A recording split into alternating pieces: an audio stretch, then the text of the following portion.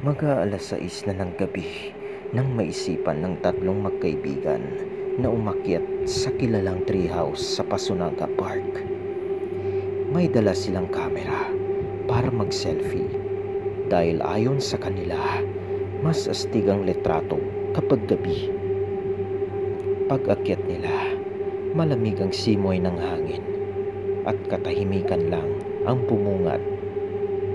Habang kumukuha sila ng litrato, biglang may umalingaw-ngaw na iyak ng bata mula sa loob ng treehouse. Mahina sa simula, pero unti-unting lumalakas at lumalapit ang tunog nito. Isa sa kanila, si Carlo, ang naglakas loob na pumasok sa loob upang hanapin kung sino yung umiiyak na bata.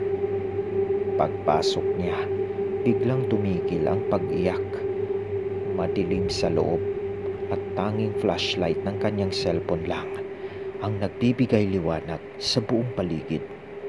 Doon niya nakita ang isang maliit na laruan. Lumang-luma ito at may mantsa ng tuyong dugo sa mukha. Bago pa niya masipat ng mabuti, naramdaman niya ang malamig na kamay na humawak sa kanyang balikat. Mula sa dilim at sa mismong tenga niya, may bumulong. Laruan ko yan.